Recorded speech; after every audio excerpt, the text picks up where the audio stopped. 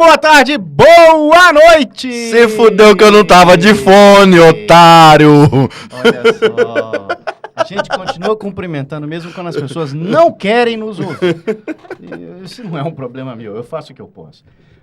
Caros espectadores, agora eu perdi completamente o fio da meada com essa interrupção abrupta do meu colega. Mas estamos aqui, esse é o seu Pencast, um podcast que vai falar sobre dor, medicina e vários outros assuntos. Eu sou o Dr. André Mineres Borba e este é meu amigo, doutor... Azeitona. Marco Antônio Venturini. Marco Antônio Venturini. Nosso colega de mesa. E hoje, Marco, a gente está aqui numa mesa bastante especial. Porque... Eu tô vendo cheio de parafernália aí que eu nunca vi na vida. Olha só. Eu achei que você ia falar que é uma mesa especial porque nós estamos com chocolate. Não, isso é toda vez. Tudo. Isso não muda nada. Não, toda vez não. Minha esposa está assistindo, cara. Isso aqui é coisa rara. Para com isso. Ó, parabéns para esse cara aqui que arremadou medalha de ouro. Depois a gente vai explicar mais sobre esse assunto nos recados do final, que é a parte que ele não gosta, mas a gente vai falar. Hoje a gente está com convidados bastante especiais. Esse é um Pencast Lab diferente. A gente vai misturar tanto a parte de conhecimentos e explicar o que é o assunto, como a parte prática que já está sendo montada aqui. Então, não se assustem. A gente vai fazer uma pequena pausa aqui em um momento para poder arrumar as coisas, para a gente partir para a parte do laboratório. Mas antes disso, vamos conhecer nossos ilustres convidados. Temos aqui comigo a Ana. Bom, a Ana é representante da Unimec, que foi assim... extremamente gentil em trazer todo esse material para a gente poder ver, e o Pencast Lab vai acontecer com a ajuda dela e da Loiane, que está escondida ali no canto. Muito obrigado, Ana e Loiane. Você vai botar? Então, peraí, o Thiago vai mostrar aqui a Loiane, porque aqui, Marco, não tem anonimato. Não tem. Você se esconde, tá lá, olha lá, a gente tá provando. Loiane tá aí. Obrigado, viu, gente? Obrigado pela ajuda de sempre. A mobilidade do jiboia é assim, uma coisa fantástica. Okay. O tripé dele É isso aí. Então, já que hoje o assunto tem a ver com a neurocirurgia, nada mais interessante do que a gente trazer aqui este amigo que vos fala, Dr. Bruno Parente. Dr. Bruno é neurocirurgião, mas eu não vou queimar a largada, não. Bruno, é tradição aqui do programa, todo convidado falar pra gente por que isso. Por que o Dr. Bruno foi neurocirurgião? Por que foi médico? Por que foi neurocirurgião? E por que você entrou nessa área do encanamento, no fim das contas? Como é que foi essa trajetória, Bruno? Bom, primeiro, boa noite. Obrigado pelo convite. Isso daí, André é um grande amigo e prazer realmente estar na mesa aqui com vocês. E, bom, termina que a gente vai querendo ser diferente em tudo, né? Vai escolhendo medicina e neurocirurgia, às vezes achando que tá seguindo pelo caminho mais fácil e vê a bomba que é. Rapaz, agora não dá para voltar para trás, né? Não. Aí a gente segue adiante. Né? Você fez faculdade de onde, Brunão? Eu fiz na Federal do Piauí. Olha, Teresina. Depois a formação fizemos praticamente juntos. Né? Foi uma pequena diferença aí de Embora uns não alguns pareça anos. você mais velho, né? Olha só! Bom, obrigado, eu acho. Mas assim, a gente fez a residência lá no Hospital de Base, mas me diz aí, você pequeno lá no Piauí, passando aquele frio que é característico da capital, né, em Teresina. Mas só uma interrupção. Você não é do Piauí não, né? Sou de lá. Desse tamanho? Rapaz, eu pegava a merenda dos colegas ali, comia em dobro. Cara, a média do time de basquete do Piauí é 1,60. Não acredito. Eu era o pivô do time. Uma cabeça redondinha dessa e desse tamanho o cabelo do Piauí, já começaram mentindo, tá de sacanagem, velho. Só. Muita gente passou fome pra chegar desse tamanho. Ele era aquele termômetro, né? A crise da merenda, em 1980 e pouco, foi ele, né? Roubando a merenda. E aí, medicina, por que não foi pra, sei lá, jogar basquete? Termina que na família tinha médicos, e foi se criando o exemplo.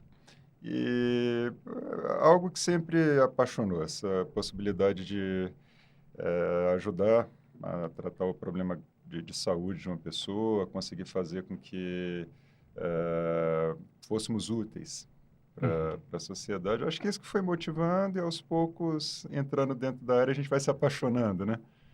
depois descobre o quanto que dá trabalho. A paixão oscila um pouco, mas ela sempre existe. Ela Dá sempre trabalho, existe. né? Dá trabalho, Bruno. E aí foram 6 anos de faculdade em Teresina e depois residência em neurocirurgia aqui no Hospital de Base do Distrito Federal. Que, diga-se de passagem, a gente já falou sobre isso, mas esses dias alguém colocou até uma pergunta no YouTube. Em Brasília, o local onde se tem residência em neurocirurgia é o Hospital de Base. Lá são todo ano 3 vagas e é sempre assim, né? E é o único lugar, né? Não tem nenhuma residência particular aqui? Não. Goiânia tem residência em neurocirurgia, se eu não me engano, Cuiabá também abriu, Campo Grande também, mas isso tudo é muito recente. Na época em que a gente fez, Deixa eu só ver se eu... não tinha. Vocês já vão aprendendo uma coisa sobre neurocirurgia endovascular, que assim, os caras nunca param. Não tem esse negócio de desligar o celular, não. É assim, é o tempo todo, sabe? Isso, tu vai ver, Marco, assim, tu já acha assim que eu já fico muito online, que é muita coisa e tal. Você não tem ideia aqui. Bom, eu ia fazer uma piada, mas o horário não Meu permite, irmão, mas vamos lá. É um misto Cada de... dia que passa, eu tô mais satisfeito com a cirurgia plástica. A gente é um pouco bombeiro também, né? Parece incêndio, tem que... Porque como a gente vai ver, muito das coisas que eles tratam, o tempo é um fator essencial, né? O A tempo janela? Sim. Vamos lá. Aqui no Hospital de Base, você pegou 5 anos já de residência, não 5 foi? anos. 5 anos de residência, e aí depois, como é que foi para aprender neurocirurgia endovascular? Digo, a gente tem aquela rotação e tal, aprende um pouco, mas você fez uma formação toda específica após esses 5 anos, né? Como é que foi isso daí? Eu peguei uma zona, talvez, de sorte, porque eu peguei a época em que a neurocirurgia vascular ela estava surgindo no Brasil, ela estava vindo dos Estados Unidos e da Europa e 5 anos, 6 anos depois, ela estava começando a se instalar. E em Brasília, eu peguei os primórdios da coisa. E muito do que a gente desbravou ali me cativou. E foi fazendo com que, dentro da residência, eu fosse gostando de ver aquela área, como ela evoluía, como a gente conseguia tratar pacientes que antes precisavam passar por cirurgias muito prolongadas, muito invasivas, com um grau de invasividade muito grande, que a gente conseguia passar a tratar esses pacientes por meio de uma punção na artéria apenas, sem marca, sem corte, sem agressão nenhuma ao corpo. E aquilo foi gerando em mim uma vontade de me aprofundar um pouco nisso, de conseguir entender um pouco mais. E daí, depois de terminada a residência, fui fazer a especialização nessa área específica, né? Bom, assim nasceu o ovo, né? Assim surgiu o ovo da coisa. Eu sei, conheço vocês do grupo e tudo, e foi 1 ano fora? Foi 1 ano fora. 1 ano fora, né? 1 ano fora na França para poder... Em Paris, isso. Fazer esse treinamento, que é um treinamento bem específico. E aí, agora vem a grande pergunta, né, do programa. O que é neurocirurgia endovascular? Por que a gente tem essa subdivisão da neurocirurgia? O que você trata? O que você faz? A gente trata as doenças da artéria cerebral. E como a artéria cerebral ela é um tubo, é um caninho que leva o sangue para o cérebro, tem 2 formas de chegarmos nela. Tal como um caninho de casa mesmo, da parede de casa. Nós podemos chegar nela quebrando a parede, que no caso é cortando o couro cabeludo, abrindo o crânio, dissecando o cérebro e chegando nela por fora, ou nós podemos chegar nela por dentro, que, voltando ao exemplo do caninho de casa, não precisa quebrar a parede, não precisa fazer nada mais agressivo. Basta que a gente consiga, por meio de um catéter, navegar por dentro do interior desses vasos. E com esse catéter que nós navegamos, chegamos aonde planejamos, levamos o material necessário para poder tratar as doenças. Então, isso é a cirurgia endovascular. É operar por meio de materiais que vão no interior dos vasos, tornando o procedimento menos invasivo e levando materiais muito finos, muito delicados para tratar as doenças que estão naquela região. Aí chega lá, ou entope ou dilata. Né?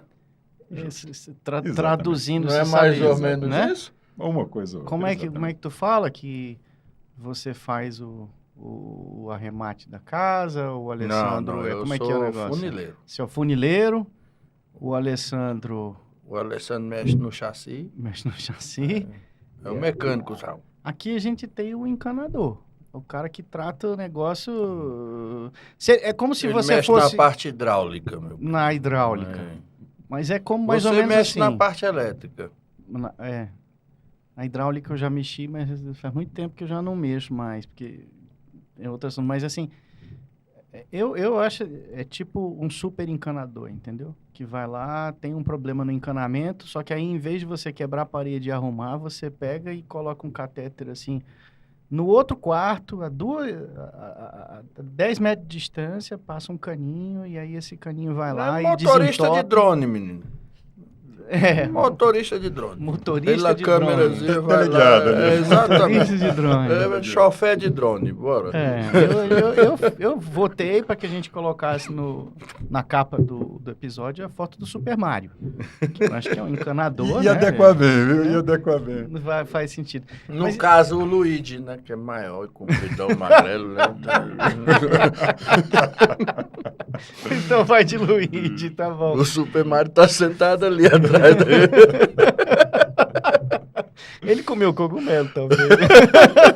Vai ver, foi por isso. Então, voltando à parte séria, a gente tá falando... Essa é uma época que a gente viveu junto, né?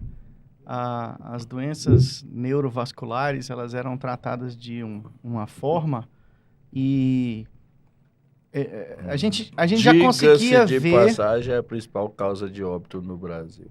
o AVC. O AVC, ele superou o infarto agudo do miocárdio. Se eu não me Desde engano, quando já eu faz um estudava tempo. para residência. O que Aquelas a gente aulinhas lá de observava, medicina assim... preventiva tá lá, né? AVC é a principal causa de morte. AVC é Morte. infarto e câncer, né? Morte e afastamento, né? Isso. Sequelas que... A principal causa de mortalidade da população é a doença neurovascular. Tiram Isso a é preciso independência da frisar. pessoa. É preciso frisar. O AVC, o derrame, ele não só é o que mais mata, mas é o que mais incapacita. É o que mais afasta. E lembrando assim que para uma pessoa que ficou incapacitada pelo AVC, no contexto familiar, você tem pelo menos uma a duas que também ficam incapacitados, porque tem que ajudar a cuidar e tudo mais. Então, isso sempre é uma questão de impacto social muito relevante. E a gente já desde da época da residência, enxergando isso, a gente via que, assim, sabe quando você vê que o problema não está completamente resolvido? Quer dizer, a solução que você tem para um problema naquela época, ela não era capaz de resolver tudo. E, às vezes, a solução, ela fazia era criar um problema também. É o que a gente está querendo dizer e o que o Bruno mencionou. Você tem duas formas de tratar um problema num vaso que está dentro da cabeça. Você pode abrir a cabeça e ir lá no vaso e resolver. E há situações em que isso é o mais indicado. Mas o que o Bruno vivenciou foi todo o desenvolvimento de uma tecnologia que a gente vai mostrar aqui, que é fantástica, que você consegue consertar o motor do carro colocando um aramezinho no cano de escape. Justamente. Entendeu? É uma comparação muito feliz isso daí. Na Sim. verdade, não é no canto. Não, sem mais detalhes, ficou bem desse jeito, a gente continua agora. Eu quero ver chegar no seu cérebro pelo seu cu. Olha o YouTube derrubando, vamos lá. É isso aí. Começou cedo, deu nem meia hora, já tá o YouTube ameaçando derrubar. Mas vamos lá. Bruno, quais são as patologias mais comuns que você tem a chance de tratar pela neurocirurgia endovascular? Bom, a primeira, sem dúvida, é o AVC. Quando esses caninhos ou vasos de dentro da cabeça, eles terminam sendo obstruídos pela presença de um trombo, de um coágulo, que tanto pode se formar diretamente dentro do vaso, como pode se formar em outra região do corpo, como o coração, e ir navegando até chegar no vaso do cérebro, e ali ele se prende, ele entope aquela região. E a gente consegue levar dispositivos que retiram esse coágulo e fazem com que o sangue volte a circular ali dentro. A gente desentope, falando num termo bem comum, o vaso cerebral, às vezes revertendo um AVC, fazendo com que o paciente que chegou com sequelas, com déficits neurológicos, consiga, em questão de minutos, voltar a mexer naquela região do corpo. Depois os aneurismas, que são bolhas que se formam na parede do vaso. A parede do vaso ela é elástica, então, tal como um pneu de carro, por exemplo, que vai se desgastando e forma bolhas depois de rodar 60, 80 mil quilômetros, às vezes a parede do vaso também forma essas bolhas à medida que a gente vai gastando nossos quilômetros, que são os anos de vida. E a gente consegue levar catéteres naquela região para proteger, impedindo que haja sangramentos no cérebro. Que essa bolha se rompe em um determinado momento em uma situação catastrófica. Ela vai crescendo, silenciosa, durante anos, sem dar sinal de que ela existe. E, às vezes, de uma hora para outra, ela se rompe e aí as consequências costumam ser abruptas, serem graves. E hoje a gente consegue, por meio desses catéteres, proteger essa região, curar essa bolha, fazendo com que esse risco seja cancelado, saia do paciente. E tratamos bastante carótidas também, essas artérias que estão no pescoço e que comunicam o coração com o cérebro. E, às vezes, no meio dessa estrada, começa a haver obstrução, vai se depositando gordura dentro delas. E quando a gente percebe, às vezes, depositou tanto que o sangue não consegue mais subir para a cabeça. E pode também gerar AVC, gerar graves consequências. E por meio também dos catéteres, nós conseguimos dilatar essa região, abrir essas zonas de obstrução. E tratamos bastante malformações congênitas, que vêm desde que a gente nasce. E por meio de catéteres, nós conseguimos levar cola para fechar os vasos que estão doentes, deixando os vasos sadios fazendo a sua parte, funcionando direitinho. São essas as doenças mais comuns. Estou falando, é o mecânico consertando pelo bocal do tanque. Ficou melhor. Ficou melhor. Aí sim. Aí eu dou valor. Então, vamos lá. A gente também, um pouco no começo, falou sobre o senso de urgência que tem carregado nisso daí. A gente tocou em aneurismas cerebrais, são aquelas doenças que uma vez rompido, você tem, assim, um tempo... O tempo é muito precioso para saber o que vai fazer, né? Mas a mesma coisa vale para as malformações. AVC hemorrágico cancelou o CPF da minha avó, né? Assim, acaba sendo uma das etapas finais de muita gente dentro da história, né? Mas o AVC, por muitos anos a gente entende, é fácil entender que, por exemplo, eu tô com uma dor no peito. Qual é a primeira coisa que você pensa assim? Pode ser um infarto. Corre para o hospital. Não é verdade? Por que corre para o hospital? Porque a gente já entende o senso de urgência. Eu preciso ir para o hospital para poder fazer aquele tratamento. No AVC, no derrame, isso não é tão automático, porque ao contrário do infarto, que a pessoa dói, ela fala, ela reclama, o AVC muitas vezes a condição é não conseguir falar, não conseguir se movimentar, não conseguir se deslocar. E aí o senso de urgência não é alertado assim tão rapidamente. Vai falar da situação mais comum, tem outras que é ainda mais difícil. E aí, mas com o tempo a gente descobriu que o minuto é muito importante, o tempo é muito importante. Cada minuto é neurônio, né? Tempo é cérebro, não é isso, Bruno? Sim. Então, por isso que esse cara não sossega, porque não é só ele, não. Acho que a gente tem que fazer jus também a toda a equipe do suporte. Aqui anda dando uma risadinha, mas quando precisa também, né? Todo mundo, toda uma equipe se mobiliza. Não é isso, Ana? Como é que é essa vida? Dá para desligar o celular, não? Nunca, jamais, em hipótese alguma. Não, mas a gente, todas as especialidades médicas que uma distribuidora de material cirúrgico atende, a gente orbita. Então, você vai precisar de uma neurocirurgia, de uma cirurgia ortopédica, a gente funciona no mesmo tempo que o cirurgião. Então, para o cirurgião conseguir abordar o paciente meia hora depois que esse paciente deu entrada no hospital, os catéteres, as molas, os espirais de platina têm que estar lá nesse período. Então, nós fazemos parte ali do ecossistema dessa cirurgia e temos que andar no mesmo timing. Acho que você teve uma sensação, né, Marco, de como o timing é importante, né? De como a gente tem que mobilizar todo mundo muito rápido, não importa você não sabe o que é o desfecho, mas você tem que estar, todo mundo tem que estar lá, pronto para poder ajudar, né? É urgência Então, e emergência. É uma estrutura bem grande. É como assim, você montar um circo enorme em 30 minutos, tem que estar tudo pronto e tem que correr certo, né? Então, E é isso mesmo, o telefone toca às E vezes. o palhaço tem que estar sempre disponível.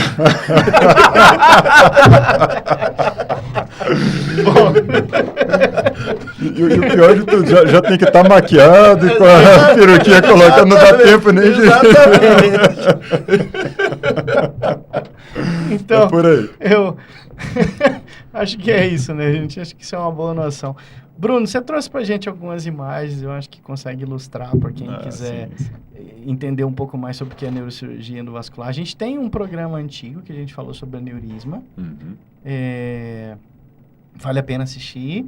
Mas como hoje é um Pencast Lab, a turma tá doida para ver como é que funcionam as coisas. Então, por favor, pode começar a mostrar essas. Se eu não fosse cirurgião plástico, era uma especialidade que eu queria fazer, era radiologia intervencionista. Né? É? Mas... Ah, sim, esse é um ponto, né? Quer dizer, o Bruno é neurocirurgião, mas na área daí, assim, neurocirurgia endovascular, quem faz é ele, que é Não, é um neurocirurgião. negócio ultra especializado. Mas o eu tô nome, como seria o nome para o radiologista? Hoje a gente chama neurointervenção porque Uhum. comporta o neuroradiologista e o neurocirurgião. Perfeito. Mas chamamos de neurointervenção. Neurointervenção, basicamente, sim. que é o caminho que você chega, onde fez tanto o radiologista como o neurocirurgião, né? É uma especialidade que eu tenho muito, que eu gosto muito. Justo. Bom, Vamos lá. Pega o microfone. uhum. Tá. Você quer que... Não, aqui, pronto. Tá certo. Tá certo.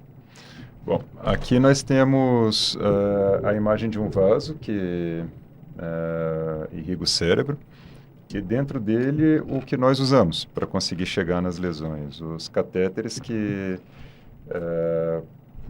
vão conduzindo os materiais, os dispositivos até o ponto que nós queremos chegar. Esse caso especificamente era um estreitamento grave de uma artéria cerebral que estava fazendo com que a oxigenação do cérebro se prejudicasse.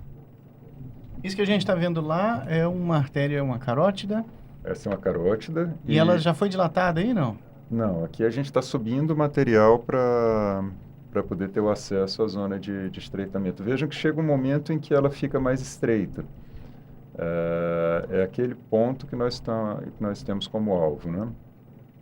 Ela vai se afunilando. Uhum. Então, você consegue ver ali aquela serpente subindo ali, aquela carótida. Justo. E dentro dela tem um... Quando ela faz um joelhinho Fiozinho. ali, É um catéter. Exato. Ali, aquele sinal do catéter é o começo dele? É um stent? O que é? Aquele tubinho maior é o catéter mãe, digamos assim. Nós colocamos ele na base do vaso. E por dentro dele nós vamos passando outros catéteres bem mais fininhos. Alguns deles quase que da espessura de um fio de cabelo. E nós utilizamos o catéter mãe como porta de entrada. E a partir dali vamos com esses mais fininhos até dentro do cérebro. Acho que uma coisa que é interessante falar é que justamente você está trabalhando dentro dos vasos. Então, como é que o médico vê o que ele está fazendo? Ele usa o angiógrafo, que é um equipamento que é um tipo de raio-x e que você consegue visualizar o sangue misturado por contraste e os materiais, eles têm marcas neles que são feitas justamente para facilitar a visualização. Então, se você estiver vendo ali um anel, aquilo lá a ponta do catéter é feito com um material que é mais visível ao raio-x para o médico se localizar quando ele tiver, a gente brinca ali jogando videogame, né? Que ele está operando, mas acompanhando o que está acontecendo na tela por uma imagem como essa. Isso aqui não é um pós-operatório, é um intraoperatório. O Dr. Bruno opera olhando para isso e se guiando por essas marcas, pelas marcas anatômicas do paciente e por essas marcas que a gente chama de radiopacas, que servem para ele conseguir enxergar os materiais melhor no angiógrafo. Ali você tem algum catéter semelhante àquele para a gente poder mostrar? Não, grande.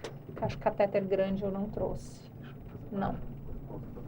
Tá, eu tô tomando bronca aqui porque eu tô correndo adiante. É a angústia. É a angústia do A lab. angústia de ver. Deixa o lab pro lab. Eu já brinquei com essas coisas há muitos anos atrás, né? E aí eu fico curioso de ver como a coisa avançou. Vamos lá, e aí? Que você... Eu acho que na próxima a gente vai ver. Aqui é uma reprodução em 3 dimensões, nós conseguimos, por meio de uma realidade virtual, dentro do procedimento, recriar aquela imagem in natura do vaso numa condição de 3 dimensões. E ali a gente consegue ver com um pouco mais de clareza a zona de estreitamento da carótida. Entre o número 1 e o número 2, como se ela... Olha que fantástico. Como se ela acinturasse, digamos assim. É ali que há todo prejuízo para o paciente, porque esse caminho precisaria estar livre para o sangue poder ser transportado para o cérebro. E encontra aquele obstáculo no meio do caminho, e ali é a nossa missão, tirar esse obstáculo, fazer com que melhore, né? Estou impressionado com a qualidade das imagens também, né? Assim, Sim. como isso avançou. Não sei se... O principal é placa de ateroma? Normalmente é o depósito de gordura que vai criando essa placa. Muito legal. Acho E qual é a missão agora? Nós vamos colocar um stent para fazer. O stent é um tubinho de metal, esse nós temos aqui para poder mostrar para vocês. Mas mostra depois. Isso. Depois, E calma, criança. A gente vai mostrar Nós depois. não nos empolguemos. É o mesmo material da hemodinâmica que Do coração? faz o stent das coronárias? Surgiu dali. Das coronárias veio primeiro. Mas, para nós, dentro da cabeça, como são vasos mais delicados, o material ele já é um pouco modificado. Mas segue o mesmo princípio. No SUS dá para adaptar?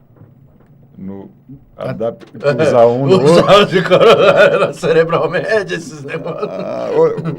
O SUS, ele funciona, às vezes, no limite da técnica, porque nós temos muitos pacientes. Embora a gente tenha hoje o material no SUS para poder tratar o mesmo material disponível na rede privada. Mas, às vezes, a quantidade de pacientes ela é tão grande que a gente, quando cabe, a aplicação, quando é seguro, quando eu julgo que é seguro, não é algo impossível, mas são exceções. São exceções. Pode chamar o outro. Pode dar? Bom, aqui é outro caso que nós fizemos, esse de AVC. Esse, nós conseguimos ver embaixo 2 imagens. A da esquerda, depois do procedimento, e a da direita é antes do procedimento. Vejam que se nós fizermos um jogo dos 7 erros ali, a gente consegue identificar que alguns vasos que estão presentes no lado esquerdo não estão presentes no lado direito, e esses vasos eles não estão ali porque existe um coágulo tampando, impedindo que eles se encham. E isso estava fazendo com que o paciente perdesse completamente os movimentos do lado direito do corpo. Em cima, nós conseguimos ver uma espécie de espiral, de hélice. Essa hélice é o stent, é o tubinho de metal que nós colocamos para que ele se prenda ao coágulo e a gente consiga trazer o coágulo preso nele, fazendo com que a artéria se abra. Embaixo, à esquerda, depois do stent, à direita, antes do stent. E o reflexo clínico disso é que o paciente, meia hora depois, estava mexendo de novo o lado direito dele. E aí entra aquilo que você falou, André, cada minuto conta, porque nós temos um período muito curto de tempo para poder fazer esse procedimento, senão já não adianta mais, o que tinha que danificar, danificou. E essa realmente é um dos procedimentos, esse é um dos procedimentos que mais encanta a gente. Qual é a janela ideal de tempo para não queimar a mufla do paciente? Hoje a gente considera 4 horas e meia como um divisor. Até 4 horas e meia as chances são muito maiores. Depois de 4 horas e meia essas chances começam a diminuir bastante. Mas, dependendo do caso, alguns pacientes, até 24 horas a gente consegue atuar. Mas, na maioria dos casos, poucas horas é o ideal. Por isso... Entendi. Então, 4 horas e meia é o padrão ouro. Assim, Menos de até 4 horas e meia, horas as e meia. chances são grandes. É 4 horas e meia da intervenção. Então, você calcula o tempo de chegar no hospital, o tempo de chegar, acionar todo mundo. Sim, sim. Né? Tudo isso. Eu gosto... A gente consegue ficar sem respirar por alguns minutos. Sim. Assim, parece que o recorde é alguma coisa perto aí de 4 minutos, 5 9 minutos. 9? Uhum. Ok. Não é o nosso caso. Tá. Eu acho que uns 30 segundos já começo a pensar no testamento, essas coisas. Então, assim... Eu fico 4,5. 4,5? Um atleta... esse daí. Não, é que eu não fazia consigo. pesca submarina, né? Então a gente treina a apneia. É técnica, não é nada Você fora do consegue comum, ficar não. 4... Se eu ensinar vocês minutos e aqui, meio. cada um fica mais de 2,5 tranquilo aqui. Só eu ensinando vocês a técnica. Tá, eu acredito, eu sou seu amigo. Eu Não, vou pra casa confiando É nisso. simples. Não acho que eu vou testar, mas tá bom. Então vamos, assim, imagina, gente, o cenário que o Bruno tá falando é o seguinte: você é uma célula dentro do cérebro. Você não consegue ficar muito tempo sem respirar. E não é só você e todos os seus milhões de amigos neurônios que estão ali do lado começam a morrer. O vaso, o que a gente chama de derrame, o AVC isquêmico, é o entupimento. Na hora que você entope o sangue e não passa mais, dali para frente não passa uma coisa muito valiosa que é carregada com sangue, que é o oxigênio. Então é a mesma coisa que ficar sem respirar. Aqueles neurônios começam a ficar sem respirar e eles não estão preparados para ficar muito mais do que 4 horas e meia, assim. Na verdade é um gradiente, mas não precisa entrar em detalhe, né? De toda forma, quanto mais tempo demorar, mais pessoas vão morrer ali dentro, mais neurônios vão morrer ali dentro. E o que aquela imagem mostrou, que como a Ana chamou a atenção, é que por causa do contraste, né, Ana, que corre dentro da veia, você consegue ver naquelas duas imagens de baixo que a da direita tem um entupimento. É só comparar o jogo dos 7 erros que o Bruno falou. Você dá uma olhada. Está entupido do lado direito e do lado esquerdo ele desentupiu. Ele conseguiu botar o aramezinho lá dentro e tirou o entupimento do cano e aí você vê o sangue voltando a nutrir. E o que esse sangue voltando produz, que todos vão conseguir perceber, é porque a pessoa estava sem conseguir mexer a perna, sem conseguir mexer um lado do corpo, e ela voltou a mexer porque o sangue foi restabelecido, o fluxo foi restabelecido. E para fazer isso, lá está aquele aramezinho fininho, que está na imagem de cima, que ele conseguiu ver. E essa imagem de cima é muito feliz, porque aí dá para ver direitinho aquilo que você mostrou, não foi, Ana? Os marcadores. Olha lá. O catéter-mãe Uhum. com a hélice passando por dentro, né? O stent passando por dentro. Isso tudo é coisa, para falar assim, em termos de desenvolvimento de tecnologia, tem quantos anos, mais ou menos, que você já começou a usar isso em larga escala? Diria que há 15 anos a coisa começou aqui no Brasil com instrumentos mais rudimentares, né? E ao longo desses 15 anos foi progredindo e não para. Para cada ano que a gente vai nos congressos e que vai atrás das novidades, é uma surpresa. É uma área da medicina que tem realmente se desenvolvido de uma forma muito rápida, né? Fantástico. Temos mais imagens, não temos? Temos.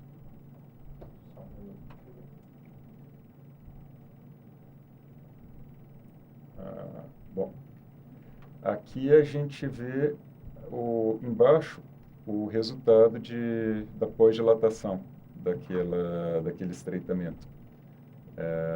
Em cima antes, embaixo depois, né? Vejam como conseguiu recuperar a área de fluxo sanguíneo. Olha lá, de novo o desentupimento do cano. Justo. E a gente vai entender por que daqui a pouco, sem a gente se adiantar, você vai mostrar como é que é o segredo da mágica. Mr. M, mostre o segredo, Mr. M. Estão todos os truques aqui desvendados na mesa. Olha só. Justo. Isso é aquela imagem, não é? Deve mesmo, ser. É mesmo, acho que se repetiu. Essa... Só aneurisma. Olha Exatamente, aí. exatamente. Tu acha que dá pra fazer uma lipo aí, deixar bem bonitinho? Tô fora de vaso. É mesmo, né? Vaso não é uma coisa que você quer encontrar, né? Zé? Sangramento e cirurgia plástica não combinam. Justo. Aqui a gente vê um aneurisma, né, aquilo que conversávamos há pouco. Ele é uma espécie de bolha que se forma na parede do vaso pelo desgaste da camada elástica do vaso.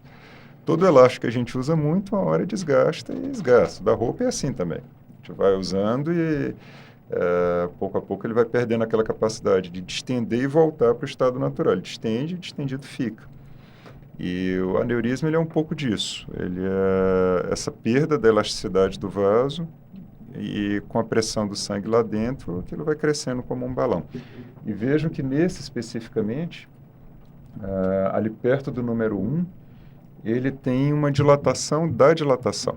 Ele tem uma espécie de orelhinha. Ali foi o ponto por onde sangrou o aneurisma. Esse paciente ele chegou em estado grave, chegou com hemorragia intracraniana. E a nossa missão, nesse caso, era fechar esse saquinho, porque por onde sangrou a primeira vez existia um risco muito grande de sangrar uma segunda. E isso praticamente eliminaria a chance desse paciente sair bem de todo esse processo. Próximo. E aqui é como nós tratamos. Nós levamos um catéter, um catéter muito fininho, vamos ver um exemplo dele daqui a pouco. E fomos, por meio desse catéter dentro do saquinho, só lembrando, esse catéter nós levamos pela virilha do paciente. E vamos transportando pelo tronco, pelo tórax, pelo pescoço, até que ele seja navegado para dentro do cérebro e especificamente para dentro do aneurisma. E ali a gente começa a envolver uma série de fios de platina capilares, exatamente da espessura de um fio de cabelo do ser humano. Você tem mais, né, André? Já estava falando. Falar em cabelo, né? Falar em cabelo, eu estou ganhando aqui. Justamente. E vamos enrolando esses fios até que oclua completamente o espaço de dentro do aneurisma e não consiga mais entrar sangue lá dentro. Chegou ali é o sucesso. Então, e assim, a gente para o procedimento. Até então você estava desentupindo. Agora você está entupindo, mas o lugar onde a parede é mais frágil. Você está fazendo ali um reforço para não sangrar. Essas molinhas que você coloca, né, esses aramezinhos que você coloca ali dentro, eles induzem o aneurisma, ele fecha, ele vira um bloco ali, acabou, ele está isolado, é isso? Exatamente. Os fios enrolados lá dentro, eles já reduzem o espaço para o sangue conseguir entrar no aneurisma. E deixam o pouco de sangue que ainda consegue passar entre eles muito lento. E em contato com esses fios de platina, eles terminam fazendo com que esse pouco sangue parado ali dentro trombose e termine de fechar completamente o aneurisma. E aí entra um ponto interessante que você falou, porque realmente a gente parou de abrir e passou a ocluir. E esse ponto é crucial, porque a gente só pode ocluir o que é doente. Se esse fio de platina ele entra 1 milímetro sequer para baixo e ganha um daqueles vasos que estão vizinhos ao aneurisma, a gente fecha o aneurisma, mas gera no paciente uma oclusão de uma artéria cerebral. Sadia, né? Sadia.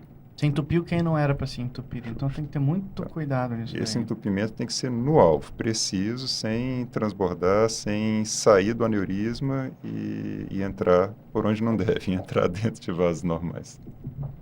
Isso tudo à distância, porque você entra na virilha, na região inguinal, trabalhando. Tem mais alguma imagem? Eu acho que agora tá todo... E vem cá, beleza. Jogou o fio de platina lá dentro, fez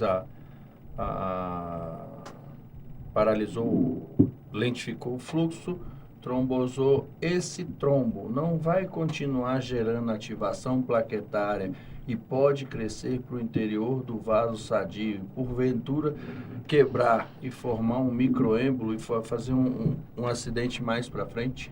Um acidente isquêmico? Essa pergunta é interessante e mostra uma coisa bem legal dessa técnica. Só se forma trombo onde tem a platina. Então, onde a gente deposita a platina, Então, ela que seria, vamos dizer assim, a lesão do endotélio ali. ela é um indutor Ela para é o fazer com indutor que... da ativação, com que a aquele- plaqueta só vai ativar, fazer aquela cascata da coagulação ali em contato com esse feixe. A plaqueta que está no sangue, diluída no sangue, ela forma o coágulo quando uma da mão fica de mão dada com a outra, né? Entendi. E ela só porventura, faz ela isso não na vai platina. ali, aquele feixe que fica ali na porta da boate, aquele fluxo que está passando ali não vai se ativar quando passa ali na porta, não tem...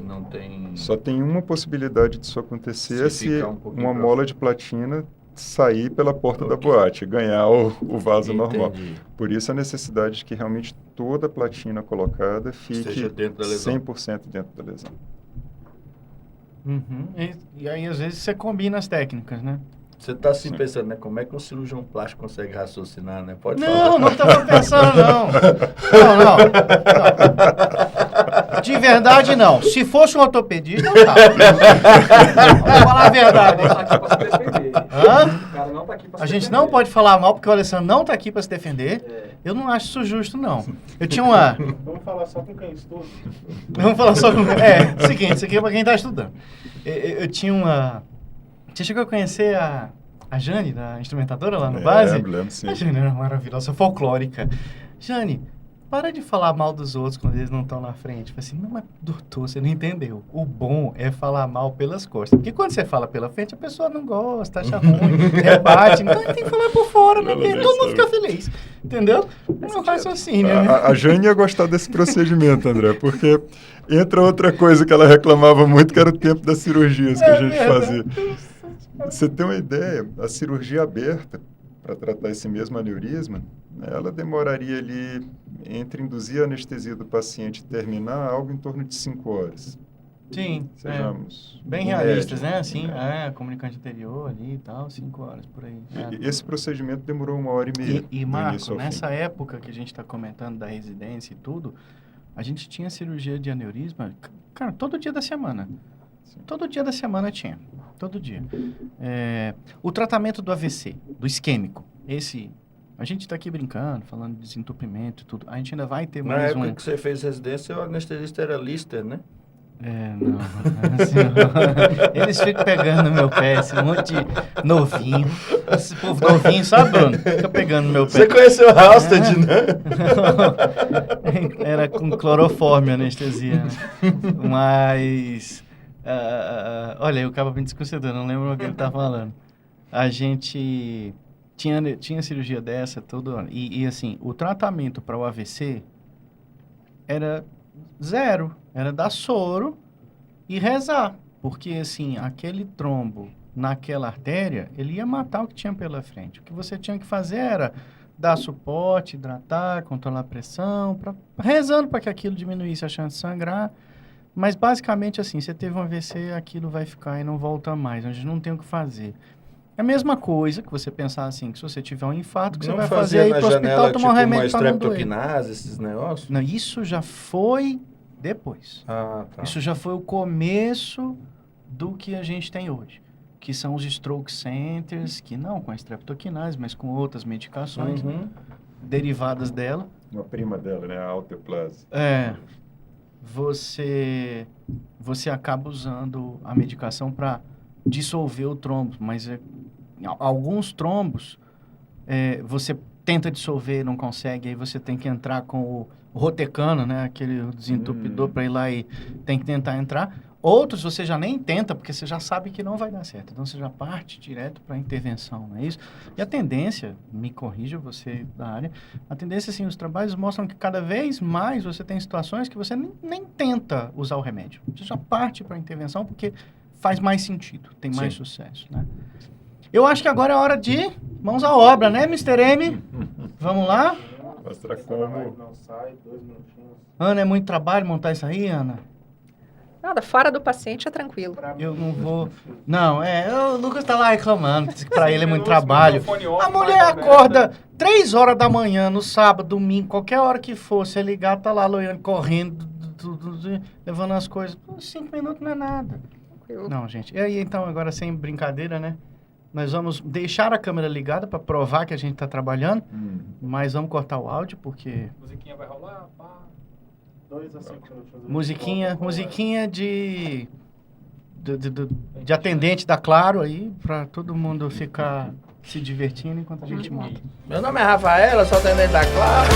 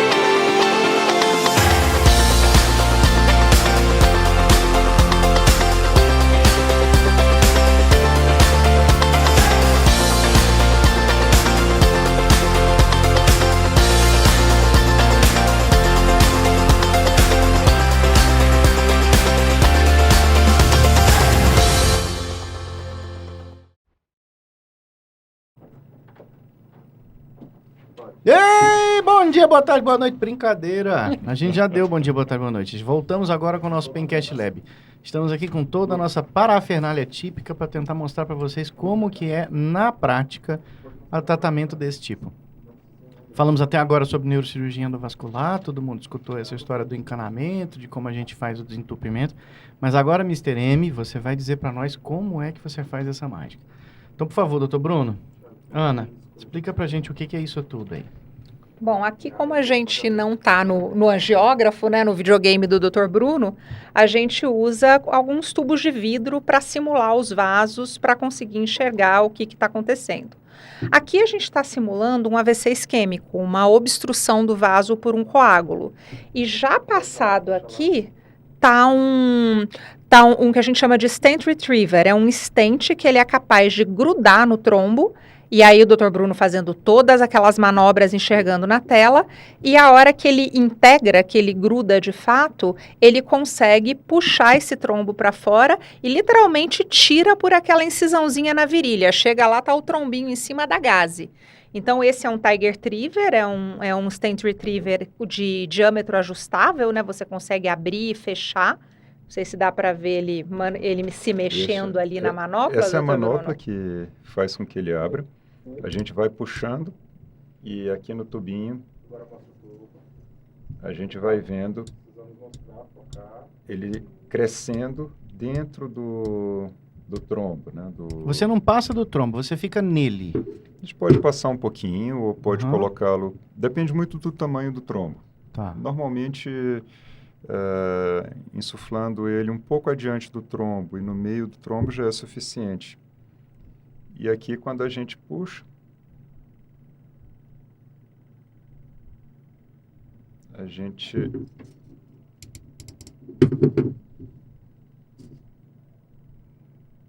compactar um pouquinho. Olha só a técnica.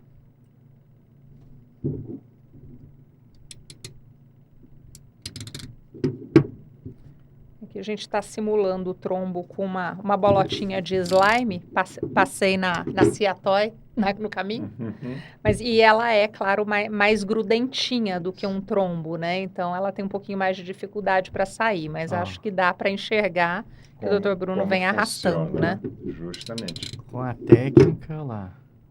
Bruno, quando você aciona essa manopla aí, ele aumenta a superfície do contato, né? Ele aumenta a superfície de contato, ele prende a esponjinha e vai mobilizando ela. O trombo in natura, ele é um pouquinho mais duro do que a esponja, mas veja que a gente consegue, e pouco a pouco, trazendo ela para dentro do tubo. A ideia é a gente conseguir mobilizar isso até conseguir retirar completamente do vaso É cerebral. aderente demais, né? Mas eu tenho uma ideia, por que a gente não bota pela outra extremidade? Que parece que ele secou ali Mais na parede, curta. né? Acho que talvez eu montei no início, ele Cara, vai puxando umidade. Aqui o Pencast Lab a gente já fez de tudo. A gente já até uma vez deixou um espécime de frango no fim de semana para usar na outra semana, sabe? Não deu muito certo, não. Mas Não deu. pra Mas é quem como tem- todo laboratório. Esse é o stent e o coágulo que vem aderido nele.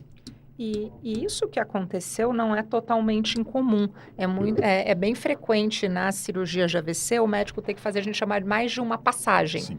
Puxar mais de uma vez para tirar tudo. Apesar de não ser tão gelatinoso assim, né? E você Vai- consegue enxergar ali pela silhueta, né, que o contraste faz, se você conseguiu Se tirar conseguiu tudo ou abrir, não. se conseguiu reperfundir ou não o vaso. É. Justo. Eu acho que nesse outro exemplo, a gente reproduz um aneurisma intracraniano. Vejam que especificamente aqui é a bolha que se forma na parede do vaso e a gente já está com o catéter dentro dessa bolha. E aqui a gente vai simular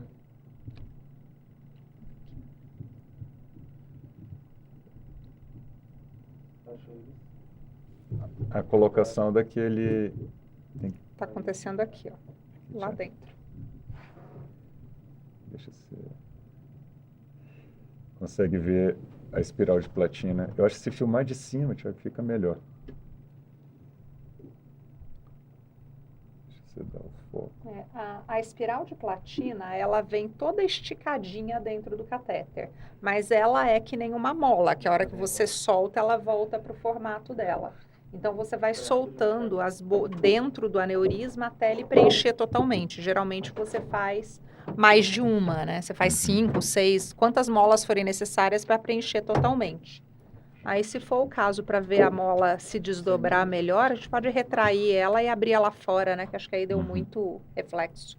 Vai mudar agora, peraí. E a gente vai usar uma lente com mais foco, mas de Ah, toda então tá. forma dá para mostrar também daqui a Eu não pouquinho. vou mostrar na macro porque ele é bem pequenininho, vamos mostrar lá dentro agora.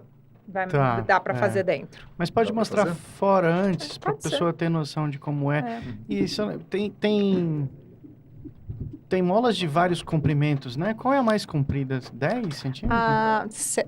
Da Microport, que é a marca que nós vendemos, a maior, ela faz uma estrutura 3D de 24 milímetros e ela tem 70 centímetros de comprimento. No, Você tem... 70 centímetros?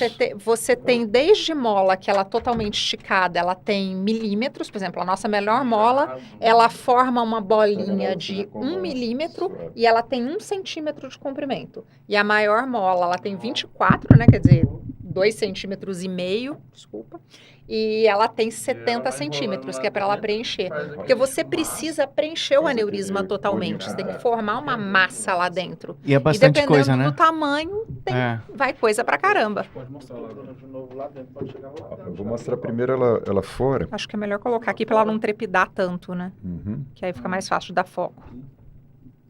Vejam que quando a gente vai retirando ela do catéter, Ótimo, olha, a imagem tá legal. esse fio vai pouco a pouco se enrolando dentro do aneurisma e formando aquele bolinho compacto que a gente mostrou na imagem agora há pouco. É isso que a gente chama de mola. Isso é a mola. Quando ela chega nesse ponto, a gente tem um dispositivo que faz com que ela se solte. Vejam que ela tem um fio que conduz ela por dentro do catéter e tem uma espécie de conexão entre a parte mais dura e a parte mais mole. Quando a gente aciona a manopla que está na mão da Ana, essa conexão ela se solta. E a gente consegue tirar essa parte mais dura do corpo do paciente. E aquela molinha fica lá dentro. A parte da mola, a ponta que está fora do corpo do paciente, ela vai se encaixar aqui. A hora que a gente aciona, ela se encaixa aqui dentro. E a hora que a gente aciona, isso aqui gera uma corrente elétrica que derrete aquela transição entre a mola e o catéter. Então, o Dr. Bruno consegue tirar o catéter e a mola fica dentro do aneurisma. Justo. Quer mostrar dentro do... Pode ser. Vamos lá. Que eu vou fazer só um ajuste aqui. Cara, o ruim do podcast é que toda vez me dá vontade de fazer outra especialidade. Conseguiu dar foco? Peraí que a gente está ajustando aqui, porque... Que irado. Vamos colocar... Eu quero mexer com isso, velho. Eu quero trabalhar com essas cobrinhas aí, mano. Você pode criar um videogame baseado nisso e vender e ganhar milhões. Aqui a gente vai simular o que a gente faz na vida real, né? Ele está aqui. A pontinha azul aqui. Quando achar, me avisa. Foi. Peraí. Agora tá contigo, vai achar. Vejam que a gente vai conduzindo até que ele entre dentro do aneurisma. Quando ele entra, nós começamos a fazer manobras para que aquele fio de platina se enrole.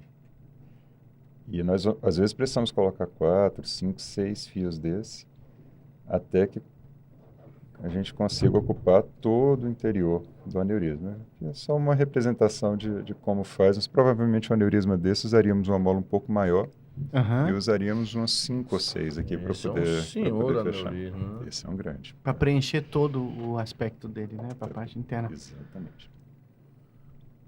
Ou seja, isso substitui aquela cirurgia de 5 horas que a gente havia comentado. Exatamente. Substitui com algumas vantagens, inclusive.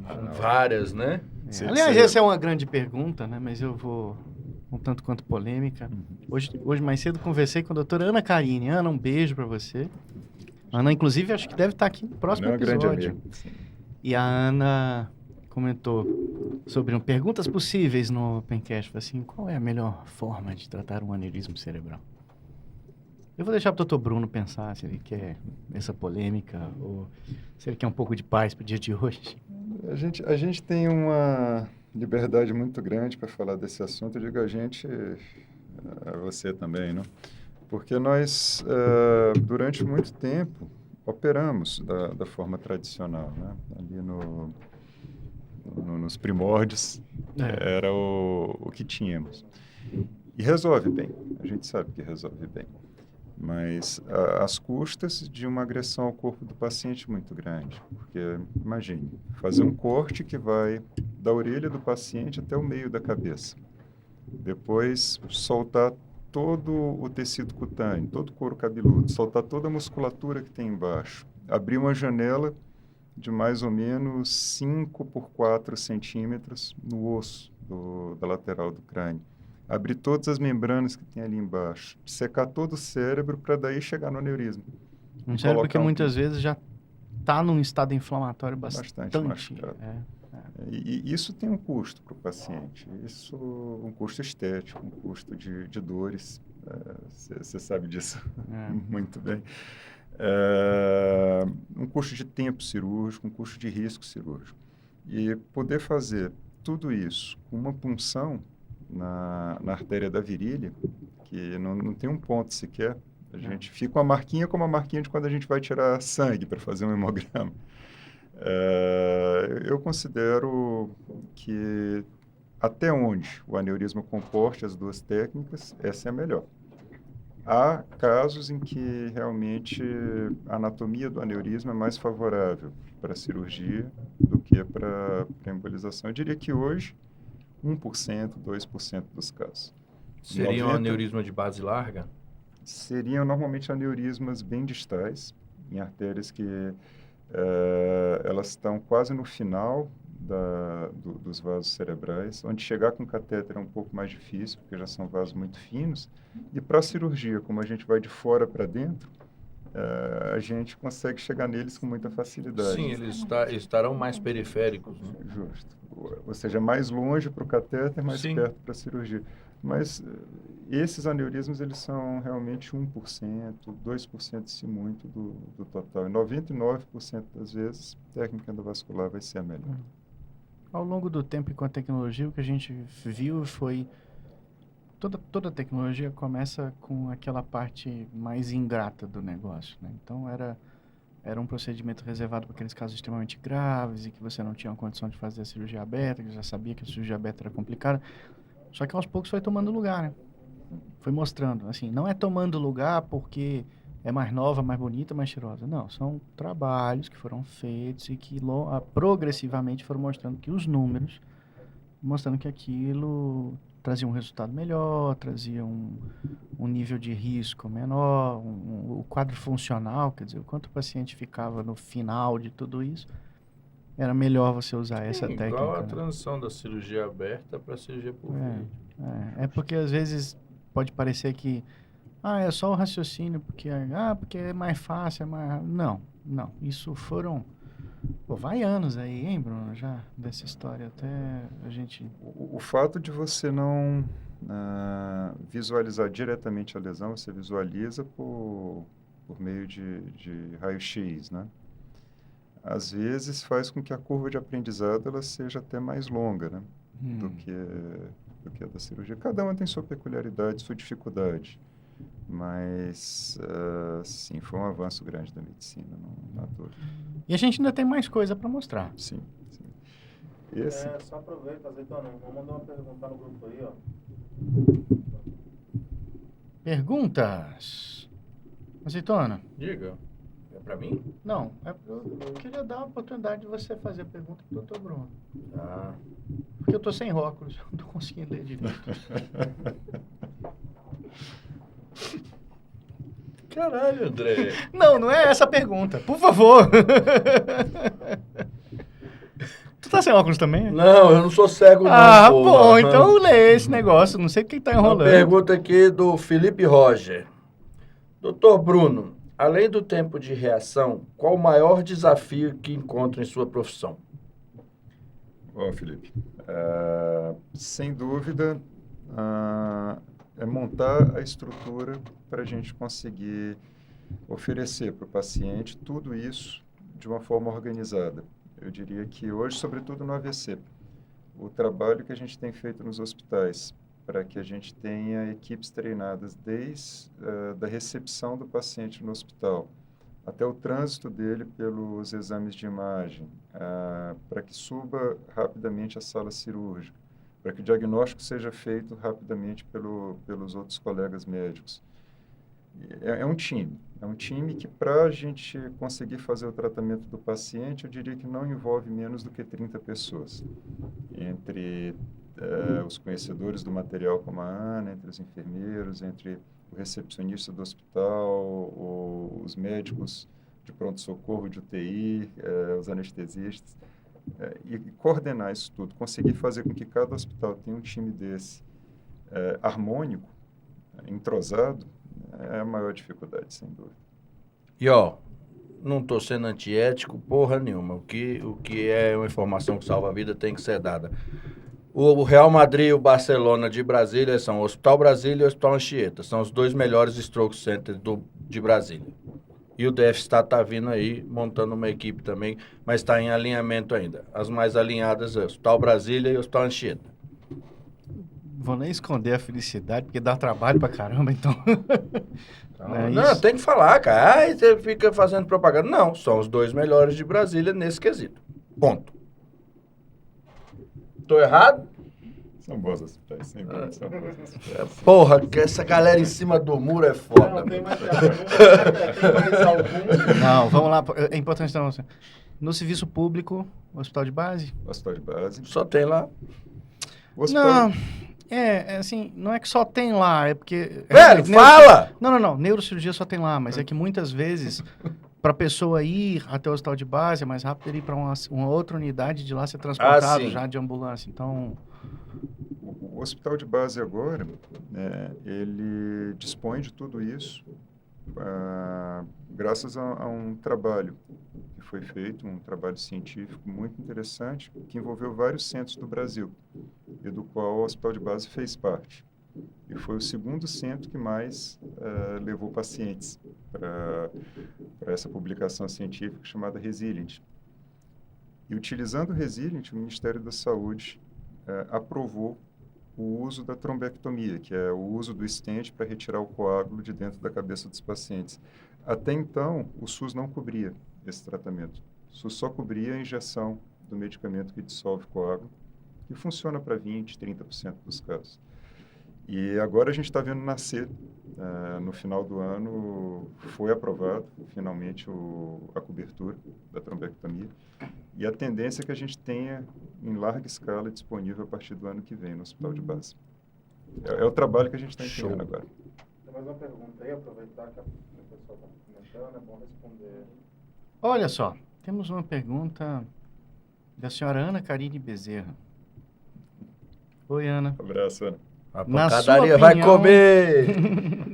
Na sua opinião, como neurocirurgião, janela precoce igual a trombectomia com ou sem trombólise? A gente arranhou o assunto. A gente vai muito trilhando o caminho do que está publicado.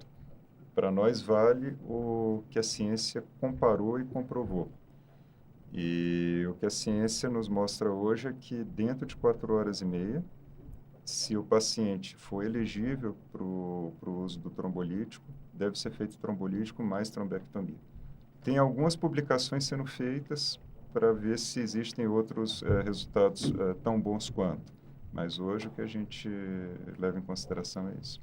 Trombolítico mais trombectomia. Então, remédio... Até 4h30. Passadas 4h30, só trombectomia. Okay.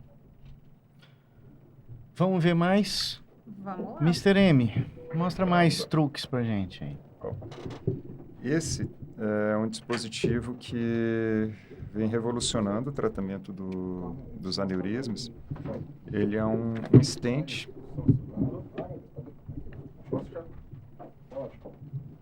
Agora sim.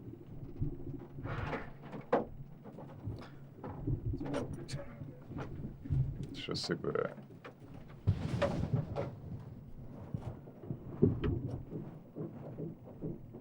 Tá.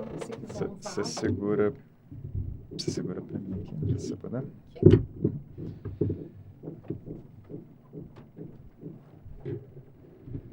Ele é um stent que é colocado dentro do vaso. Volta e Thiago vai lá dentro, isso, foco. Cobrindo o aneurisma por dentro do vaso, ele consegue fazer com que o sangue não chegue mais dentro do aneurisma. É um stent chamado diversor de fluxo. E nós aplicamos exatamente dessa forma. Nós passamos ele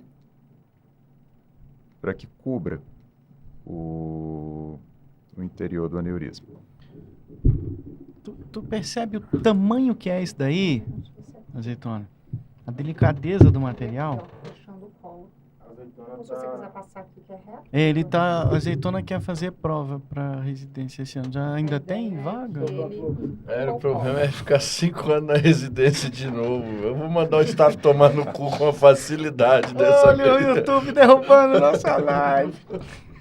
Só com calma. Às vezes tem um staff mais novo do que eu lá, meu irmão. Seria essa a ideia. A gente... Aí quando você faz isso, você vai usar outra estratégia. Quer dizer, em vez de você entupir o aneurisma, né? Você está criando... A gente cria essa espécie de portão na frente do aneurisma, fazendo com que o sangue passe por dentro do stent e não seja permitido que entre É dentro igual do quando o aneurisma. Detran bota aqueles gelo baiano para você não poder fazer o retorno. Exatamente. A ideia é que é um stent com a malha tão fina, mas tão fina, que o sangue não consegue passar por ele ou passa numa velocidade muito baixa e acaba fazendo a trombose do aneurisma mesmo sem a platina lá dentro. Então, a ideia é que ele feche o colo do aneurisma, é como se fosse ali sei lá, quando o cano estoura e você coloca um pedaço, emenda, Você bota um cano por bota dentro. um cano por dentro, Exato. exatamente. É meio que essa a ideia. Só que com a máquina funcionando. Geralmente, quando você faz isso, você para o Não dá para motor, desligar né? o registro, não. Não. E esse é um outro stent bem interessante. Esse é para tratar... Coloca em cima da parte. Do braço. Isso. Esse é para tratar os estreitamentos de dentro da cabeça, que nem aquele que nós vimos. E a diferença dele para o que eu mostrei antes é que ele vem montado em cima de um balão. E ele tem muito mais força do que aquele primeiro stent. Então, quando nós acionamos o balão, acho que a Ana vai... Tá aqui. Pode ficar à vontade. Peraí, mostra o... Deixa eu mostrar. Você levanta na mão para essa câmera aqui, central. Não, Aqui, ó. sem apertar. Mostra ali na Mostra o- câmera o principal. Não. Esse é Ah, o tá. insuflador. O insuflador. Tá bom. Esse é um insuflador que nós usamos para dar pressão dentro do balão e fazer com que o aneurisma se abra, né? Tá, agora vamos lá, com calma. Quando der ok, você vai insuflar. Vai lá, Thiago, lá embaixo. Pode colocar aí na mesa, por favor. Vai abrir ele Seria interessante filmar ele ele aqui abrindo. dentro. É. Peraí. Atenção, calma. Você consegue segurar para mim aqui o... Posso, Thiago? Eu tô pronto. Pronto, agora você pode insuflar. Cuidado que vai Um insuflar pouquinho na mais parte para da frente, frente, só. No final do Pencast Lab, a gente dá um remedinho pro Thiago, porque a coluna vai estar boa. Vocês não têm ideia da acrobacia.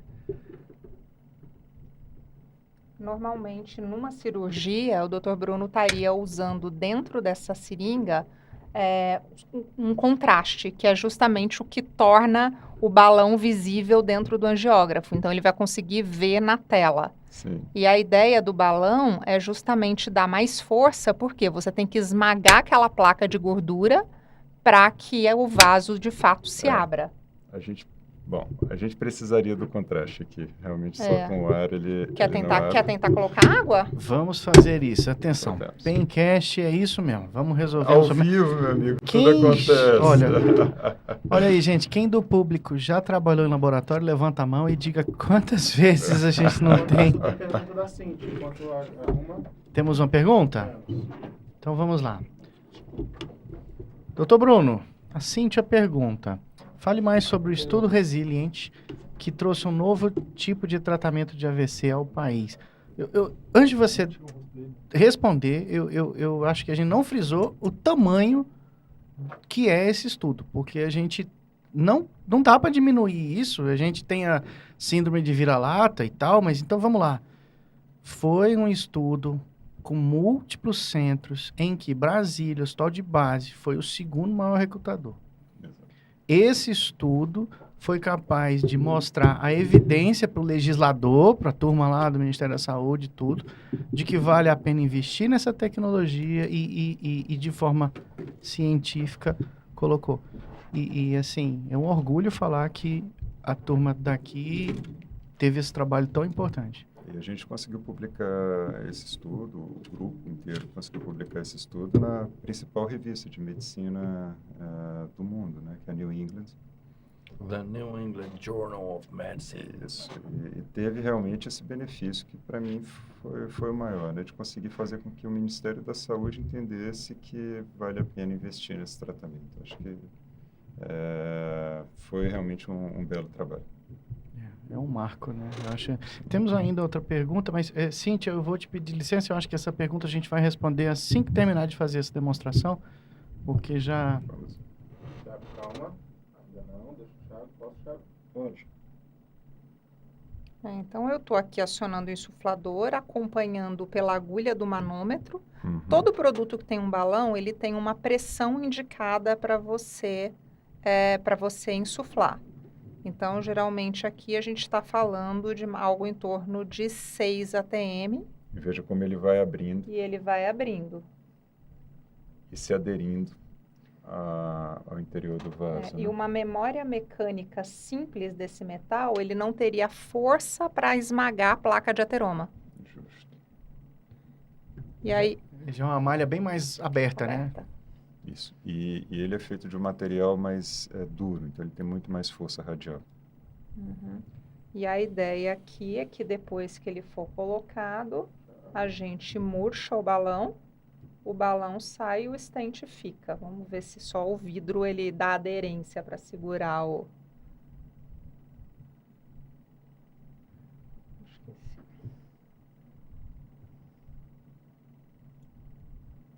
Se você quiser puxar de uma vez o êmbolo, Isso. ele vai travar. Isso. Pode puxar de uma vez. Puxa todo e solta a trava. Aí. Aí, o balão balão sai vem. e o stent fica. Olha E o stent fica lá dentro. E o que tem de estreitamento, o stent termina dilatando, termina devolvendo o tamanho natural do vaso. Né? Aquele caso que você mostrou foi algo Foi semelhante feito com a esse isso. stent. Olha. Justamente. Chama-se Apollo. É um excelente material. Uhum. E responde um pouco daquela pergunta, porque antes a gente tinha que usar o stent de coronário. O Brasil não tinha um stent dedicado ao tratamento da doença ateromatosa. O Apollo é o primeiro e o único que a gente tem para uso em neuro. O único stent registrado no Brasil específico para neuro, que não é uma gambiarra com cardio. E o que a gente tem observado é a navegação, o lugar que o stent de cardio tem que chegar por dentro do cano é diferente. É um trajeto mais curto, é um trajeto com menos curvas. E em muitos casos a gente via que eles não eram tratados porque você não conseguia chegar no lugar necessário com o stent. Então, um stent próprio para isso, ele está aumentando a quantidade de casos que passam a ser tratáveis, né? Você vai tratar doenças cada vez menores, né? Vasos cada vez mais distantes. É bem mais fácil navegar com esse material hoje em dia do que era há 10, 15 anos. Bem mais fácil. A evolução desses materiais, ela é um degrau por ano que a gente vai colocando nessa escada, né? Isso daí Se fosse assim, toda a área da medicina. Coluna, dor, cirurgia plástica. Cada congresso que eu volto animado com um produto novo e a Ana vai Atrás. para trazer para nós. Bom, eu acho Qual que... o custo de um kit desse, com um stent desse, do Apollo? Mas quem manda no... Vamos É, lá, mas vamos aí, lá, vamos lá. mas... Vamos ao custo da medicina. Não é um produto barato, é um produto que, até por ele ainda estar Barato. sob patente Barato e ou tal. caro não existe. Quanto vale uma vida? Quanto né? vale uma vida, Quanto exatamente. vale uma planta, Ah, você não ficar uma planta? Mas né? os estudos de custo-efetividade são um capítulo bem interessante Uhum, nessa parte. é verdade. Porque uma das coisas que, inclusive, convenceu... o Ministério da Saúde não tem nenhuma cara de que fala assim, nossa, adorei, porque é mais caro, então eu vou colocar. Uhum. né? Depende. Ok, mas em geral não. Se a gente considerar Depende. o No raciocínio... Brasil, ou tem resiliente, É. ou tem propina. Né? Então, mas depende como é que se instala alguma coisa. mas... Como é que se padroniza alguma coisa. Mas a intenção ali é você... essa coisa ali de... A farmacoeconomia dos dispositivos médicos, né? É você entender que muitas vezes o custo de um dispositivo, ele barateia um tratamento. Então, é uma cirurgia barata? De jeito nenhum. Não é uma cirurgia barata. É uma tecnologia nova, está sob patente, teve muito tempo de pesquisa, muito estudo clínico em cima, e a indústria que desenvolveu isso tem que ser remunerada por isso. É muito tranquilo a gente pensar nisso. Mas quanto custa um paciente com uma estenose total e com um cérebro sem ser irrigado adequadamente e sem ser uma pessoa funcional e talvez ali, se for um paciente mais jovem, com uma aposentadoria precoce, tratamento de UTI, fisioterapia. Então, às vezes, a hora que a gente olha o quanto que um dispositivo caro torna um tratamento mais barato, ele passa a fazer sentido. Não, eu não acho caro, eu acho barato. Porque exatamente se você consegue salvar a funcionalidade Sim, de um adulto em idade economicamente ativa, isso é muita coisa. você Não está, tem preço. primeiro, produzindo por meio dele e está desonerando o Estado, que teria que teria tomar arcar. conta Uhum. de alguém inválido, vamos dizer. E não só com a aposentadoria, mas com o custo de tratamento. Sim, então eu não acho caro, eu acho até barato. As comparações foram feitas baseadas nisso. Você tinha um tratamento que era o tido padrão ouro, que era cirurgia aberta e tudo, e que não deixa de ser, como o Bruno pontuou, em alguns casos, ainda o padrão de escolha. Isso não muda, mas quando você analisa em termos populacionais, onde é melhor a gente colocar todo esse dinheiro, você entende isso que a Ana puxou. O custo, quando se leva em conta tempo de internação, medicação utilizada, tempo de cirurgia, tempo até recuperar, tempo até ir para casa, tempo até voltar ao trabalho. Quase todo custo acaba concluindo a mesma coisa, que às vezes você pode até ter uma determinada etapa que custe parecido ou mais, mas o Se custo eu botar final um pelo outro, muito... vai ser muito parecido. Talvez. É provável que sim. E tem outra coisa para considerar também, que você está lidando com a tecnologia que tem muitas inovações e tem patentes ainda fechadas, mas que tendem também, né, com o tempo Sim. A gente já está com uma tecnologia, toda tecnologia envolvida em uma cirurgia de crânio aberta já é uma tecnologia que não tem mais essas características de patente, de tudo. Então, E tudo que ganha escala fica mais barato, né? E o custo hospitalar ele é complexo, porque a cirurgia aberta, por exemplo, a gente tem que deixar o paciente na UTI por uns 3, 4 dias. E muitas vezes tem que usar antibióticos caros para prevenir infecção. O paciente tratado pela endovascular, ele vai de alta no dia seguinte. Essa é a minha próxima pergunta. Qual o tempo de recuperação da entrada até a alta? 24 horas. 24 horas. Eu acho lindo isso aí. pro não roto, né? Não roto, Pro não tudo roto. deu certo, aneurisma que não rompeu, que tu tá fazendo... Isso é fantástico. Eu acho lindo isso. Alto em 24 horas. Isso é Cirurgia plástica total. Eu sei que tem muita... Exatamente. Lá vou eu dar uma viajada, o Marco vai me dar um chute aqui. Não mesa. começa não, velho. Mas assim, calma, vamos lá. Eu lembro bem, nessa época eu tava no SARA e A gente também conversava sobre esse assunto lá dentro e tudo. E uma das reuniões, uma das aulas que a gente deu lá, falando sobre isso, eu vi um editorial do Jim Rutica, do James Rutica, né? James Rutica já está com idade, eu acho que não sei se ele continua dando palestra como ele dava antes. Mas é um neurocirurgião americano mais antigo, muito Seu bom. amigo de infância. Deve ser, não, não dá nem para comparar. Mas ele fez um editorial muito interessante, porque era uma época em que se debatia muito, o Isuya tinha saído não tinha muito tempo, que era um dos estudos que mostrava para você tratar os aneurismas não rotos, e depois vieram outros, mas... E ele falava no editorial exatamente isso. Ele falava assim, olha, ele levantou todos os prós e contras que cada método tinha. E ele falou assim, agora a grande pergunta, o que você faz se for na sua cabeça? Aí ele já puxa pro lado dele, mesmo isso no editorial. Eu não me lembro se foi na Journal ou alguma coisa, mas... E aí ele já colocava, falava assim, eu vou falar de mim, porque de mim eu posso falar. Se fosse na minha cabeça, eu ia ficar sabendo que eu tenho um aneurisma, então fazer roto e tudo, o risco de romper e tal. Eu, sem dúvida, escolheria endovascular, exceto em algumas situações. E aí ele pontuava algumas situações mais particulares em que ele iria preferir. Foi um editorial, isso, mano, já tem mais de 10 anos. Mas um editorial muito honesto, né? Em que ele levava em consideração todos esses fatores. Então, eu acho que isso que a gente está falando de um editorial de 10, 15 anos atrás, depois se alguém interessar de verdade, eu posso ir atrás da referência.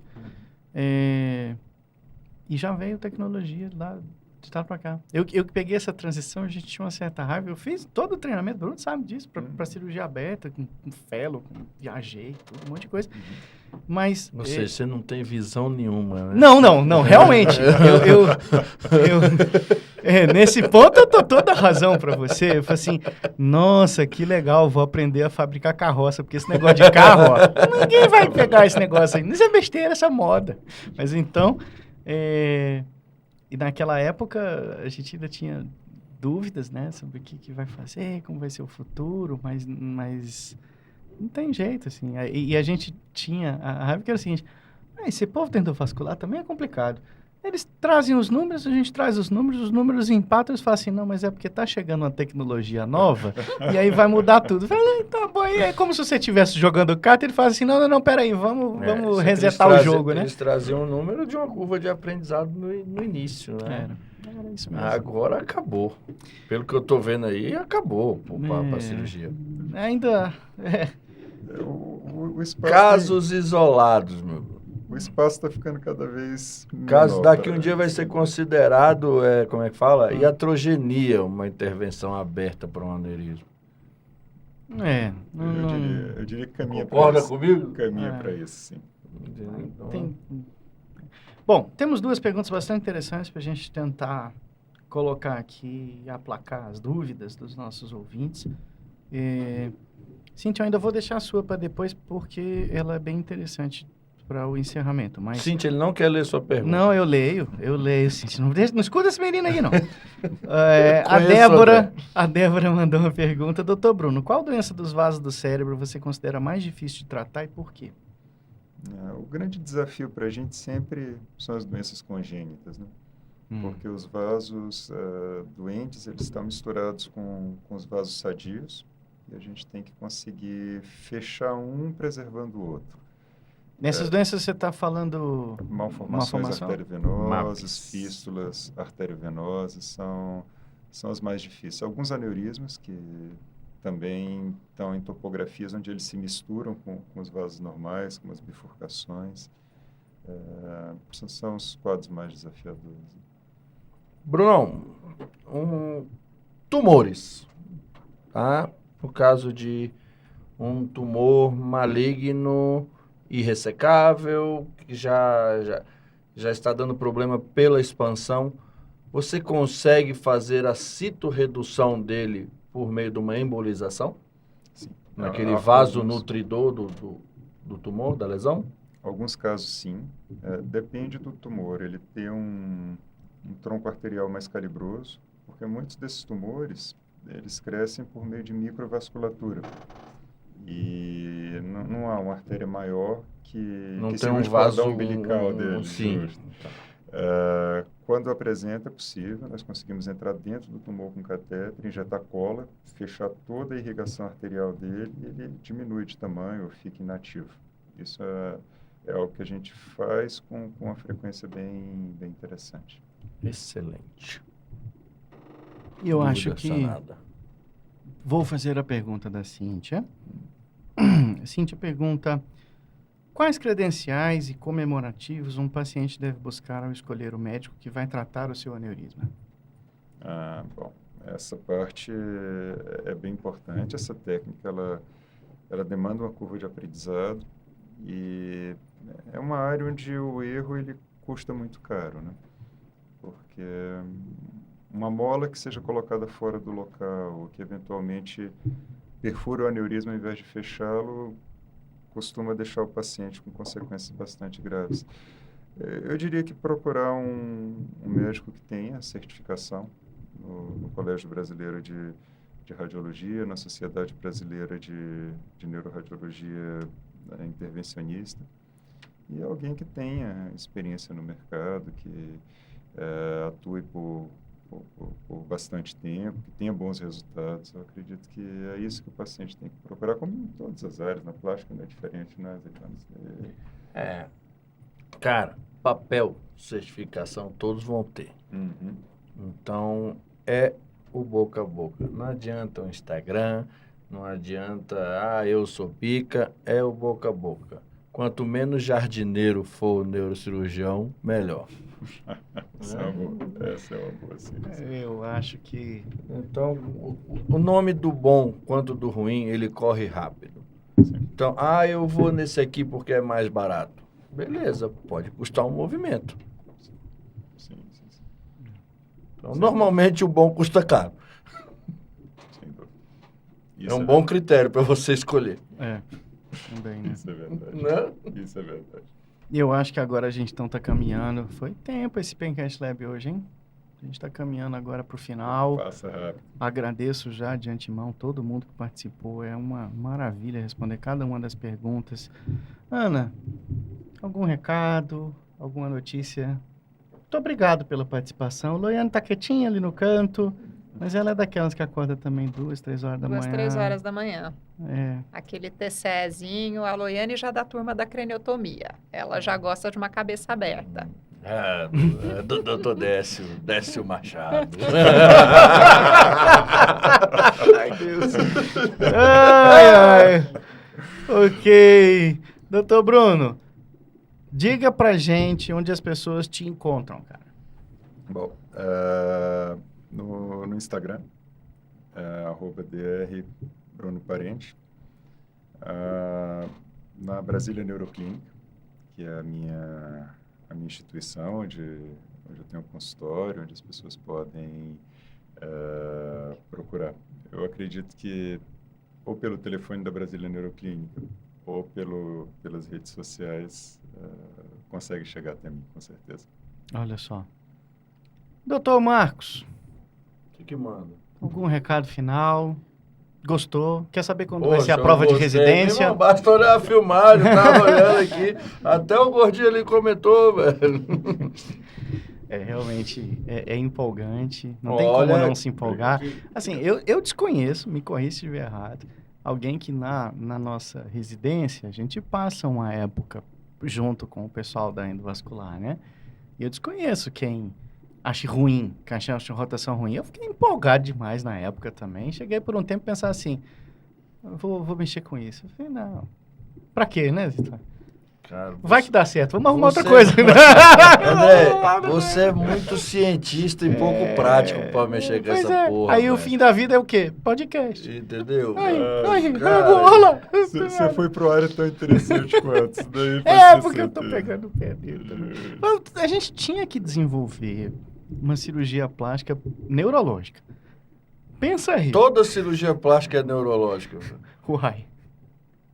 Toda cirurgia plástica é neurológica. Você muda o status da mulher. Mas aí você tá... tá vendo? Ele tá levando a outro nível. Cara, né? cirurgia plástica ela é neuropsiquiátrica. Você resolve um pacote de problemas. Eu sou neuropsiquiatra. Como é? Já que a gente- Intervencionista. uma vez concluído que eu que sobrei nessa história toda, eu acho que... vem aquela parte que você adora, que você vai me ajudar a Vai fazer. mendigar like, Você que assistiu a gente puta até o num final. programa desse, você acha que você precisa mendigar like? Só que o cara fez aqui. Para de ser mendigo, velho. Vira lata. Bota uma legenda, porque eu não tô conseguindo falar. Caramelo. Você que assistiu até agora, muito obrigado. Valeu pela paciência, valeu pela ajuda, valeu pelas perguntas, valeu pela participação. Dá a porra do like logo.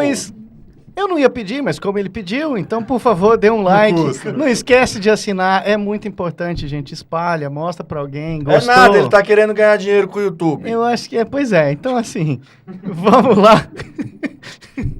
Ganhar dinheiro com o YouTube. Agora pronto. É isso aí, o programa acabou, é isso, valeu. O Alessandro não veio mesmo, então a gente não precisa. Obrigado, gente, muito obrigado. Estamos aí semana que vem com um assunto parecido. Até lá, valeu, tchau pra vocês.